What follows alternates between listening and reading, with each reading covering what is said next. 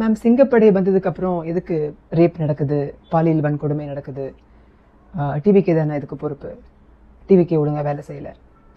பாருங்க, இந்த வாரம் 3 வயசு பொம்பளை பிள்ளைய 19 வயசு வடமாநில பையன் வந்து ரேப் பண்ணி கொண்டாச்சு. 6 வயசு பொண்ணு 40 வயசு ஆள் வந்து பாலியல் வன்கொடுமை. டிவிக்கே என்ன பண்ணிட்டு இருக்கு அப்படின்னு கொஞ்சம் பேர் 2 மெசேஜ் போட்டு கேட்குறீங்க. இந்த ரேபிஸ்ட், இந்த பாலியல் வன்கொடுமை பண்றவங்க டிவிக்கே கட்சி ஆரம்பிச்சதுக்கு அப்புறம் உருவாகல. இந்த ரேபிஸ்ட் இவங்க மட்டும் இல்லை, இந்த கட்சி ஆட்சிக்கு வந்ததுக்கு அப்புறம் நடந்த rape, any form of sexual harassment or பாலியல் வன்கொடுமை, டிவிக்கே ஆட்சி வந்ததுக்கு அப்புறம் அந்த ரேபிஸ்ட், அந்த ஆண்கள் உருவாகலை. ஸோ நம்ம வந்து டிவிக்கேவை ப்ளேம் பண்ண முடியாது. ஏன்னா இவங்கெல்லாம் உருவாகிறது நமக்கே தெரியாமல் உருவாயிருக்கிறாங்க. பல வருஷமாக அவங்க உருவாகிட்டு இருந்திருக்கிறாங்க. ஒரு ஆண் ஒரு நாள் நைட்டில், ஒரு பகல் பொழுதுல, ஓவர் நைட்டில், ஒரு நாளில் ரேபிஸ்டாக மாறுறதில்லை. பல வருஷங்கள் அவங்க மைண்டில் அந்த மாற்றங்கள் ஆகிட்டு இருந்திருக்கும். அப்படியா? அப்போது டிஎம்கேவை குறை சொல்லணுமா? ஏன்னா இவங்க வந்து ரேபிஸ்டாக இப்போ ஆகலை, பட் ஆகி பல வருஷங்கள் அப்படின்னா முன்னாடி குறை சொல்லணுமா? முன்னாடி உள்ள ஆட்சியை குறை சொல்லணுமா? அப்போது டிஎம்கே கட்சியில் நடந்த ரேப்புக்கு யாரை குறை சொல்லுவீங்க? ஏன்னா அப்போ உள்ள ரேபிஸ்ட் வந்து அப்போ உருவாகலை, அதுக்கு முன்னாடியே உருவாகிட்டு இருந்திருப்பாங்க. அப்போ ஏடிஎம்கே குறை சொல்ல போறீங்களா? ஓகே, இந்த கேஸ் எடுத்துக்கோங்க. வடமாநில பையன், தமிழ்நாட்டு பொண்ணு. அப்போ பிஜேபியை நீங்கள் வந்து பழி சொல்ல போறீங்களா? ஃபர்ஸ்ட் செக்ஷுவல் ஹராஸ்மெண்ட், பாலியல் வன்கொடுமை, ரேப், இதை பொலிட்டிசைஸ் பண்ணுறதை ஸ்டாப் பண்ணணும். இதை டிவிகேவோ டிஎம்கேவோ ஏடிஎம்கேவோ சார்ந்த விஷயம் கிடையாது. பசங்க வளர்ப்பு. இந்த பசங்களாம் சாப்பாடு கொடுக்கப்பட்டிருப்பாங்க, ட்ரெஸ் கொடுக்கப்பட்டிருப்பாங்க, தங்குறதுக்கு இடம் கொடுக்கப்பட்டிருப்பாங்க அவங்க பேரண்ட்ஸ்னால. ஆனால் ஒழுக்கம், அவங்களுடைய ஹேபிட்ஸ், அவங்களுடைய இமோஷனல் ரெகுலேஷன் மானிட்டர் பண்ணுறது தவறப்பட்டிருக்கு.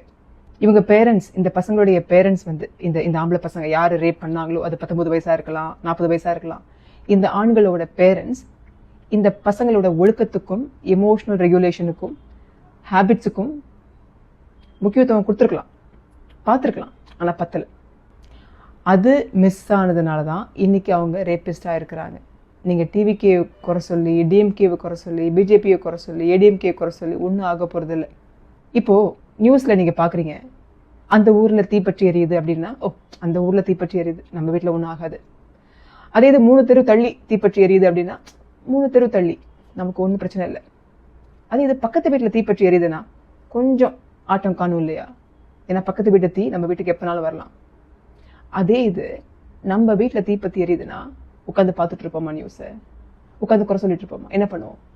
இதே கேள்வி நான் கேட்குறேன். உங்கள் வீட்டில் உள்ள ஒரு பையன் ரேப் பண்ணியிருந்தா நீங்கள் டிவிக்கு குறை சொல்லுவீங்களா, டிஎம்கே குறை சொல்லுவீங்களா, ஏடிஎம்கே குறை சொல்லுவீங்களா, பிஜேபி குறை சொல்லுவீங்களா? நீங்கள் யோசிக்க மாட்டீங்க ஒரு செகண்ட், எங்கே நான் ஃபெயில் ஆனேன், எங்கே ஒரு அம்மாவா நான் தவறினேன், எங்கே ஒரு அப்பாவா தவறினேன். ஸோ நம்ம வீட்டில் ஒரு ரேப் நடந்தால், நம்ம பையன் ஒரு பொண்ணை ரேப் பண்ணால், நம்ம வந்து அரசாங்கத்தை குறை சொல்லாமல் நம்ம எங்கே தவறணும்னு யோசிக்கிறோம். இதே பக்கத்து வீட்லேயோ ஊர்லேயோ ஒரு ரேப் நடந்தால் ஏன் அரசாங்கத்து மேலே பழியை போட்டுட்டு நம்ம உட்காந்துருக்கிறோம்?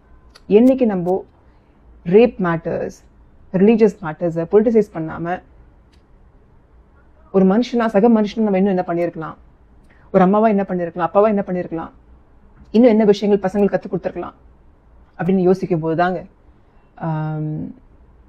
சிங்கப்படை, புலிப்படை என்னவா இருக்கலாம், அவங்க இன்னும் நிவர்த்தியாக வேலை செய்ய முடியும். ஆமாம், சிங்கப்படை வந்து இன்னும் அவேர்னஸ் கொடுக்கறதுக்கு, இன்னும் எப்படி சேஃபாக இருக்கலான்றதுக்கு, தப்பு பண்ணால் தண்டிக்கிறதுக்கு. பட் முழுக்க முழுக்க நீங்கள் பொறுப்பு அவங்க மேலே ஒப்படைச்சிக்கிட்டு நம்ம பெற்றோர்கள் நம்ம பசங்களை, நம்ம ஆம்பளை பசங்களை என்ன பண்ணுறாங்க, இது பண்ணுறாங்கன்னு கவனிக்காம விட்டுற முடியாது இல்லையா? பண்ணுறோம் பேரண்ட்ஸாக, ஆனால் நிறைய பண்ணணும்.